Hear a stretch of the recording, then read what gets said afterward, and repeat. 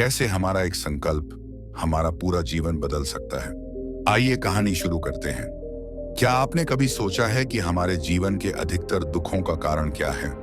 अगर हम ध्यान से देखें तो यह हमारे शब्द ही हैं। बातों में उलझा इंसान कभी भी अपनी आंतरिक शांति को नहीं पा सकता। आज हम आपके लिए एक ऐसी कहानी लेकर आए हैं जो आपको सिखाएगी कि कैसे शब्दों के जाल से निकलकर आप जीवन में सच्ची शांति पा सकते हैं। यह कहानी बौद्ध गुरु के शिष्य मानव की है, जिसको गुरु ने एक संकल्प दिया और उसके जीवन को एक नई दिशा मिली। स्वागत है आपका अपने चैनल मोटिवेशन थॉट में। आज की कहानी एक शुरू करते हैं। घने जंगलों के बीच में महात्मा बुद्ध का एक बहुत ही सुंदर और विशाल आश्रम था, जहां एक प्रसिद्ध बौद्ध गुरु अपने शिष्यों के साथ रहते थे। वहां उनका एक शिष्य जिसका नाम मानव था, वह बहुत बोलता और बहुत बातें करता रहता। वह हर समय इधर उधर की बातें करता रहता।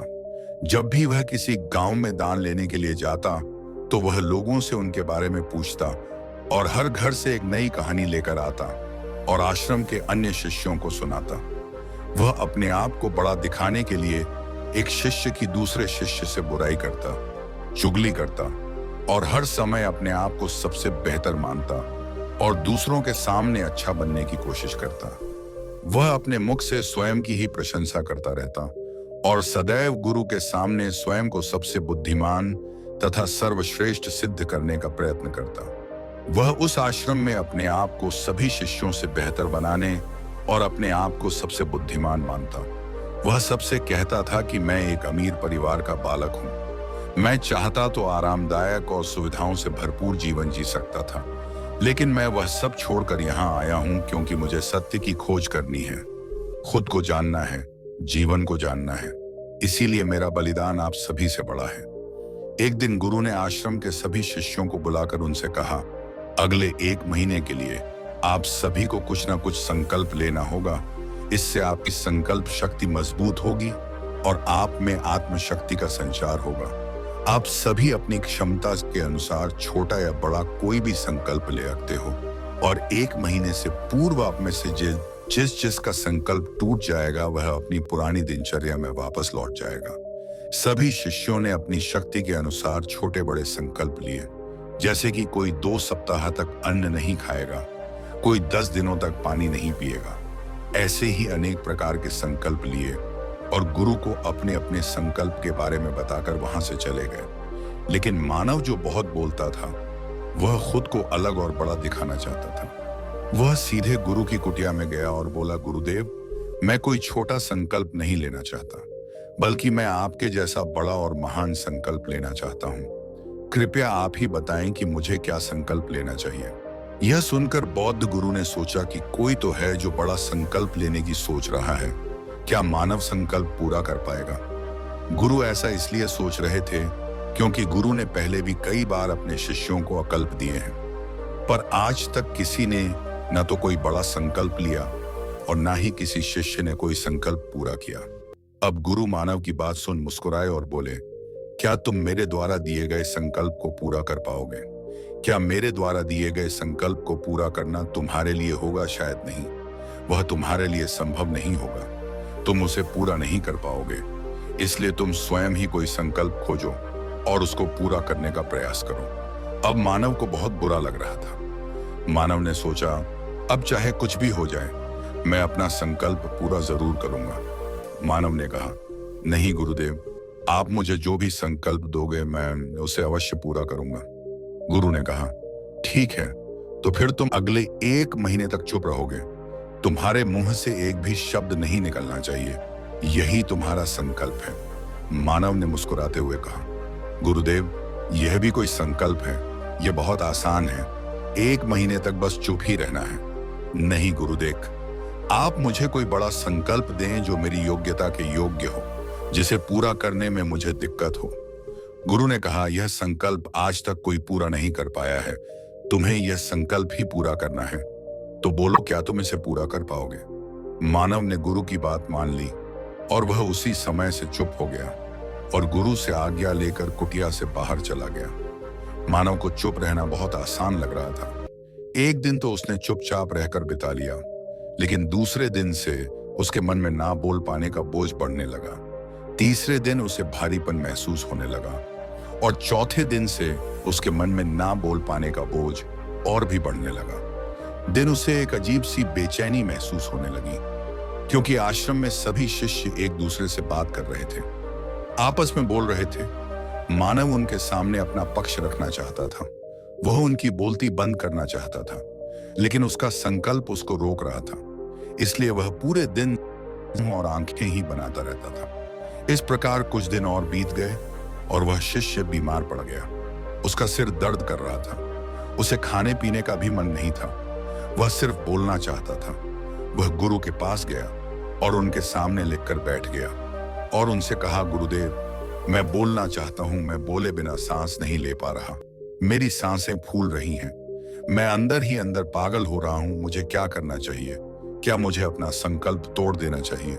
यह पढ़कर गुरु मुस्कुराए और बोले, संकल्प तो टूटने के लिए ही होते हैं, लेकिन जो अपना संकल्प पूरा कर लेता है वह अपनी आंतरिक शक्ति बढ़ा लेता है, और जो अपनी आंतरिक शक्ति बढ़ा लेता है वह साधना और आध्यात्मिकता के मार्ग पर आगे बरस जाता है। संकल्प लेना भी तुम्हारे हाथ में था और इसे तोड़ना भी तुम्हारे हाथ में है। तुम्हारे कई भाई अपना संकल्प तोड़कर अपनी पुरानी दिनचर्या में लौट आए हैं। अगर तुम ऐसा नहीं कर पा रहे हो तो तुम अपना संकल्प तोड़कर अपनी पुरानी दिनचर्या में वापस आ सकते हो। लेकिन याद रखना, अगर तुम आज इस छोटे से संकल्प को नहीं संभाल पाए तो अपना पूरा जीवन कैसे संभाल पाओगे? बाकी फैसला पूरी तरह तुम्हारे हाथ में है। गुरु की इस बात से मानव को ठेस पहुंची और वह बिना कुछ कहे वापस चला गया और खुद को अपनी झोपड़ी में बंद कर लिया। वह केवल अपने आवश्यक कार्यों के लिए ही झोपड़ी से बाहर आता और बाकी समय झोपड़ी के अंदर ही बैठा रहता। 15 दिन बीत चुके थे और आश्रम के लगभग सभी शिष्यों का संकल्प अब तक टूट चुका था, लेकिन उसका संकल्प अभी भी जारी था। संकल्प लेने के बाद से अब तक उसने एक भी शब्द नहीं बोला था। पूरा आश्रम हैरान था कि इतना बोलने वाला इंसान चुप कैसे हो गया। 15 दिन के बाद वह फिर से अपने गुरु के पास गया और लिखकर बताया, गुरुदेव, मैं बाहर से तो खामोश हूं, लेकिन मेरे अंदर बहुत सी आवाजें हैं। खूब रोना धोना और शिकायतें हो रही हैं। मैं अंदर ही अंदर बातें करता रहता हूं, मेरा मन तरह तरह के सवाल पूछता रहता है। मैं बाहर से जितना खामोश हूं, अंदर से उतना ही शोरगुल हूं। क्या इस तरह से मेरा संकल्प अभी भी जारी है? गुरु ने कहा, हाँ, तुम्हारा संकल्प अभी भी जारी है, लेकिन जब तक लोगों की यह आवाजें तुम्हारे कानों में पड़ती रहेंगी, तुम्हारा मन बोलता रहेगा, क्योंकि उसे बोलने की आदत है। तुम बाहर से चुप हो सकते हो, लेकिन अंदर से तुम बोलते रहोगे। तुम्हें इन बातों से, इन आवाजों से दूर जाना होगा। मानव गुरु को प्रणाम करके मुचनिक वहां से अपनी कुटिया में चला जाता है और सुबह होते ही अपनी कुटिया छोड़कर जंगल की ओर चला जाता है। कई दिन बीत जाने हैं, संकल्प का समय भी पूरा हो गया था, लेकिन शिष्य वापस नहीं लौटा। आश्रम में सभी लोगों को भय था कि कहीं जंगली जानवरों ने उसे खा ना लिया हो।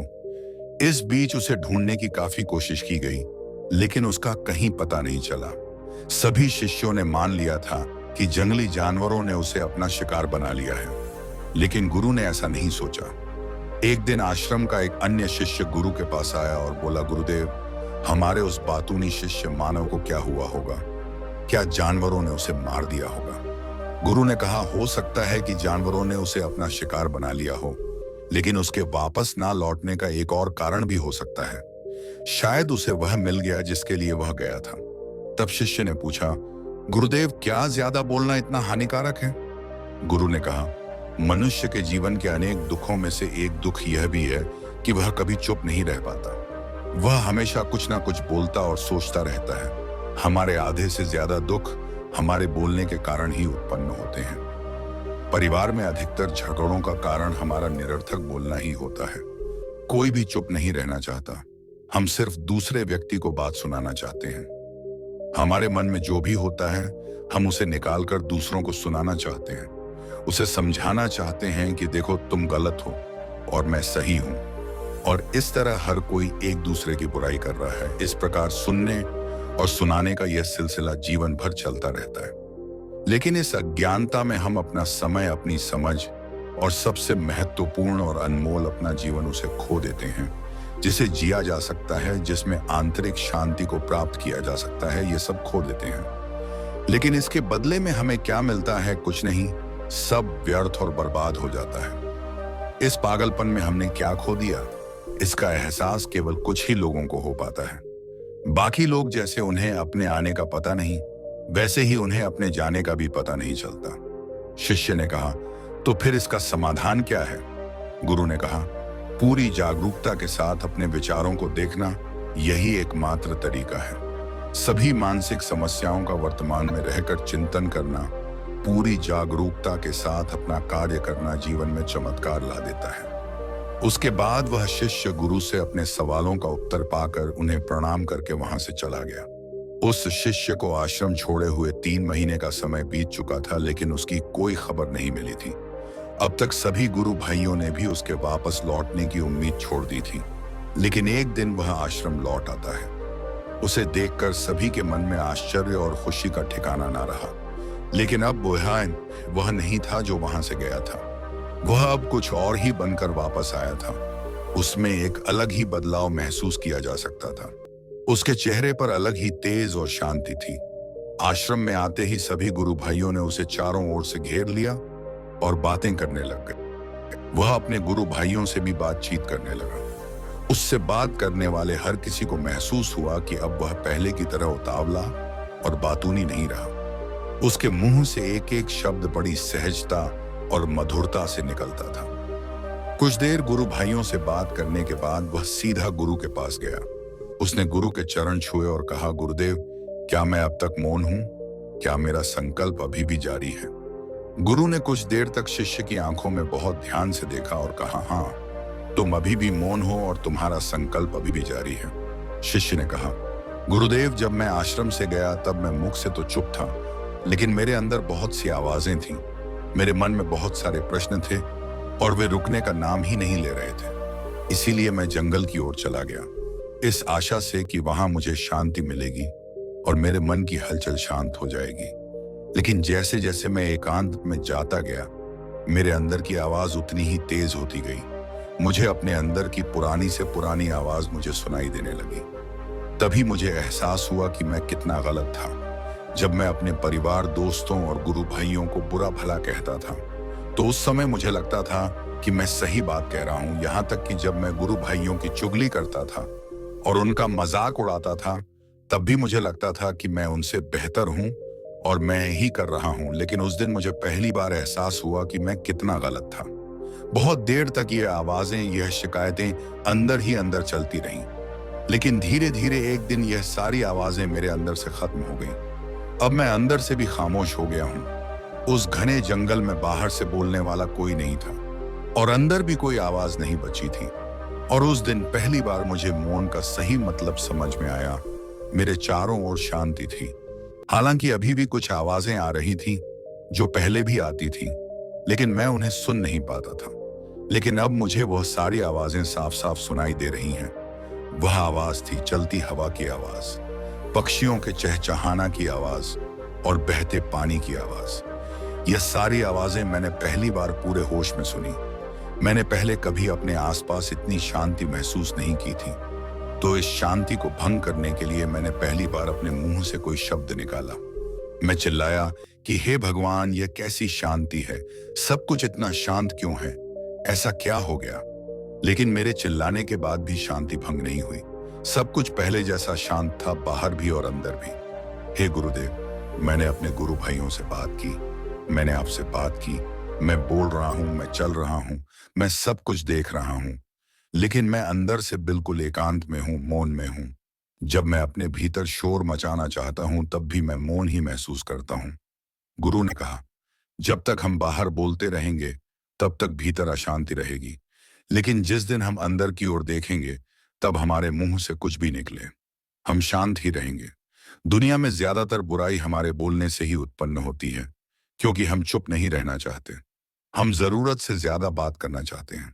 हम सामने वाले की बात सुनना नहीं चाहते, बल्कि हम उसकी बोलती बंद कर देना चाहते हैं।